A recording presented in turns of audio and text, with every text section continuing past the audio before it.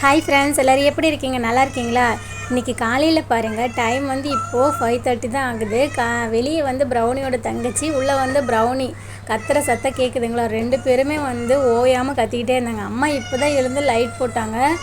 போட்ட உடனே வந்து மாறி மாறி கத்த ஆரம்பிச்சிட்டாங்க. அப்புறமா வந்து அம்மா பேசாமல் சாப்பாடு எடுத்து அதை பிசைஞ்சிட்டு இருக்காங்க. தயிர் ஊற்றி பிசைஞ்சிட்டு இருக்காங்க. அது பொறுக்க முடியாமல் சீக்கிரம் வைங்கன்னு கத்திக்கிட்டே இருந்தாங்க. இப்போ ஒரு சவுண்டு மிஸ்ஸிங், மீன் வந்து இங்கே காணோம். இப்போ நிவின் வந்து இருக்கான். நான் நிவின் வந்து கத்தலை, ஏன்னா அவன் வந்து எப்பயுமே எதையுமே கத்தவே மாட்டான். இவங்க 2 பேர்த்துக்கு சாப்பாடு வச்சாச்சு, 2 பேரும் சாப்பிட்டுட்ருக்காங்க. ஆனால் நிவினுக்கு வந்து அம்மா வந்து சாப்பாடு பேசினாங்களே, அதுலேயே அந்த தட்டோட அந்த குண்டாவோட வச்சாங்க. ஆனாலுமே அவன் சாப்பிடல. நாங்கள் எடுத்து விட்டாலுமே சாப்பிடல. ஏன்னா நிவினுக்கு ஒரு பழக்கம் வந்து எப்பயுமே அவனுக்கு தனியாக தட்டி வச்சு சாப்பாடு வச்சோம்னா சாப்பிடவே மாட்டான். அவனுக்கு வந்து எப்பயுமே வந்து ஊட்டி விடணும்.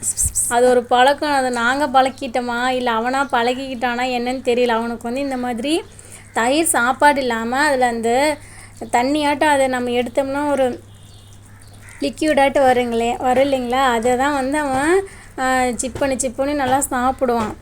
அதுக்கப்புறம் வந்து இவங்கெல்லாம் சாப்பிட்டு முடிச்சதுக்கப்புறம் அந்த தட்டில் இல்லைன்னா டிஃபன் பாக்ஸில் வந்து மிச்சம் இருந்துச்சு அப்படின்னா அவங்க சாப்பிட்டதை தான் போய் சாப்பிட்றான். எப்பயுமே வந்து ஃப்ரெஷ்ஷாக எதையுமே சாப்பிடவே மாட்டேங்கிறான் நிவின். அது ஒரு பழக்கம் நிவின்கிட்ட இருக்குது. மீன் வந்து எங்கே போயிடுச்சுன்னு தெரியல, காணோம். மீன் இருந்தால் இன்னும் சவுண்டு வந்து அதிகமாக இருக்கும். சில நேரங்களில் வந்து இவங்க தான் நம்மளை எழுப்பி விடுவாங்க. சில நேரங்களில் வந்து அம்மா வந்து சொல்லுவாங்க, காலையில் இப்படி அலாரம் வச்ச மாதிரி கத்திக்கிட்டே இருந்தால் நல்லாவா இருக்குது அப்படின்னு சொல்லிக்கிட்டே இருப்பாங்க. என்ன பண்ணுறது, நம்ம வளர்த்துட்டோம் இல்லையா? Okay friends, by.